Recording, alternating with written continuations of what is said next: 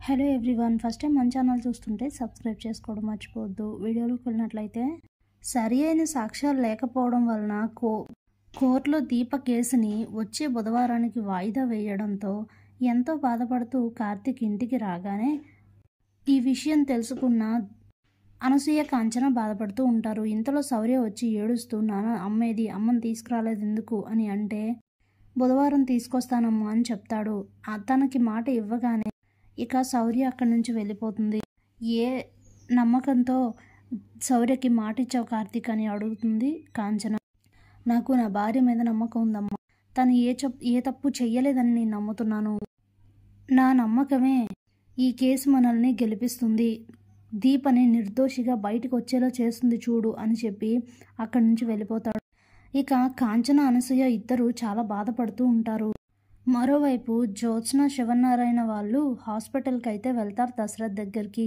ఇక జరిగింది ఏంటని అడుగుతారు దశరథ్. మొత్తం అంతా చెప్పగానే సరే అని చెప్పి ఆలోచిస్తూ ఉండగా ఇంతలో డాక్టర్ గారు వచ్చి మీరు హాస్పిటల్లో ఉంచాలనుకుంటే ఉంచొచ్చు, లేదంటే ఇంటికి తీసుకువెళ్ళిపోయి కంప్లీట్గా రెస్ట్ అయితే ఇవ్వాలి అని చెప్తే అప్పుడే శివనారాయణ మన ఇంట్లో అయితే తనకి కంఫర్ట్గా ఉంటుంది కదా అని చెప్పి డిశ్చార్జ్ ఇచ్చేయండి డాక్టర్, మేము ఇంటికి తీసుకెళ్ళిపోతామని చెప్తే ఇక దశరథ్కి డిశ్చార్జ్ ఇవ్వగానే ఇంటికైతే తీసుకొచ్చేస్తారు. అప్పుడే హాల్లో అందరూ కూర్చొని మాట్లాడుకుంటూ ఉంటే ఇంతలోనే పారిజాతం ఈరోజు ఏదో మన అదృష్టం బాగుండి దశరథ తిరిగి ఇంటికి వచ్చాడు, కానీ దశరథకి పరిస్థితి రావడానికి కారణమైన దీపని మాత్రం ఎట్టి పరిస్థితుల్లో వదలకూడదు సుమిత్ర అని అంటే ఇంతలోనే శివనారాయణ అదెలా కుదురుతుందనుకుంటున్నావు, నేనెందుకు ఊరుకుంటాను, నా కొడుక్కి చిన్న జ్వరం వస్తేనే తట్టుకోలేను నేను, ఇలా బుల్లెట్ తగిలి ఇంతలా బాధపడ్డానికి కారణమైన ఆ దీపని ఎట్టి పరిస్థితుల్లో వదిలిపెట్టను, ఎవరు క్షమించినా నేనైతే క్షమించను అని చెప్పి అక్కడి నుంచి వెళ్ళిపోతాడు. ఇక పారిజాతం తన మనసులో నేను కోరుకున్నది బాగానే జరుగుతోంది, ఎవ్వరూ దీప విషయంలో కరిగే ప్రసక్తి లేదు కనుక ఆ దీపకి శిక్ష పడడం ఖాయం, కార్తీక్కి నా మనవరాలు భార్య అవడం కూడా ఖాయం అనుకుని చాలా సంతోషిస్తూ ఉంటుంది. ఇక ఆ మరుసటి రోజు కార్తీక్ దీపని కలవడానికి పోలీస్ స్టేషన్కి అయితే వెళ్తాడు.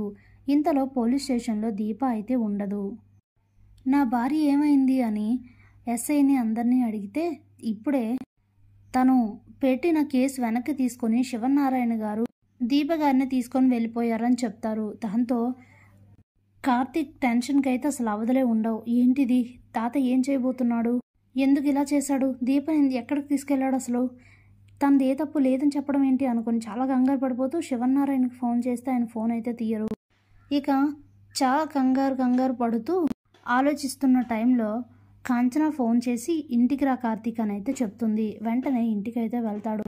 ఇంతలో శివనారాయణ దీపం తీసుకుని కాంచన ఇంటికైతే వెళ్తారు.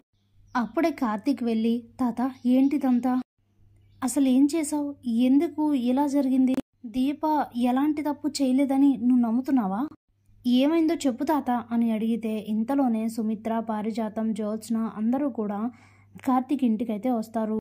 ఇక వెంటనే జ్యోత్స్న వచ్చి ఏంటి తాత నువ్వు చేసిన పని, డాడీకి ఈ పరిస్థితి రావడానికి కారణమైన దీపని ఎందుకు నిర్దోషిగా విడుదల చేయించావు, ఎందుకు పెట్టిన కేసు వెనక్కి తీసుకున్నావు అని అడిగితే వెంటనే శివనారాయణ జ్యోత్స్న ఇంకేం మాట్లాడొద్దు, నేనేం చేసినా ఆలోచించే చేస్తాను అని చెప్పి చూడు కార్తీక్, నీ భార్య ఏ తప్పు చేయలేదని నేను నమ్మటం కాదు, నిజంగా తను ఏ తప్పు చెయ్యలేదు, తను నా కొడుకుని కాల్చలేదు, అనవసరమైన అభియోగం తనపై మోపి తను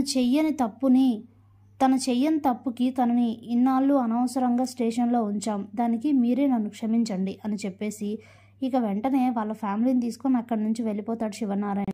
ఏం జరిగిందో ఎవరికీ అర్థం కాక అందరూ ఆలోచనలో పడతారు. జ్యోత్స్నకైతే ఊహించని షాక్ తగులుతుంది. ఏంటి తాత ఇలా ఎందుకు చేశాడని ఆలోచిస్తూ ఉంటుంది. ఇంతలోనే శివనారాయణ ఇంటికి వెళుతూనే జరిగిందైతే గుర్తు చేసుకుంటాడు. ముందు రోజు రాత్రి శివనారాయణ అటు ఇటు బయట గార్డెన్లో తిరుగుతూ ఉంటారు. ఇంతలోనే ఒకవైపు జ్యోత్స్న ఫోన్ మాట్లాడుతూ ఉంటుంది. జ్యోత్స్న అయితే శివనారాయణని చూడకపోవడంతో ఇక తనైతే జరిగిన విషయం గురించి మాట్లాడుతూ ఉంటుంది.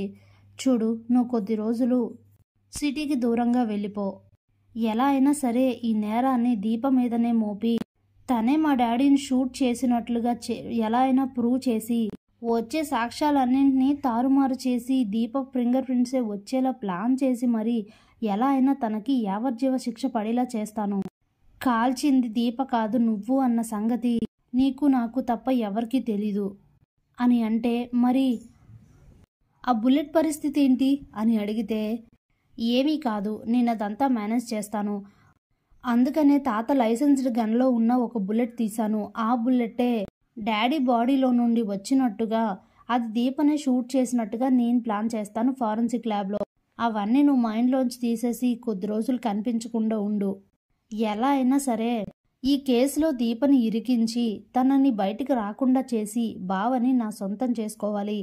ఇదే నా టార్గెట్. ఇందుకే ఇంత నాటకం ఆడాను అని అయితే జ్యోత్స్న ఫోన్లో మాట్లాడుతుంది. ఇక ఆ విషయం గుర్తు చేసుకుంటాడు శివనారాయణ.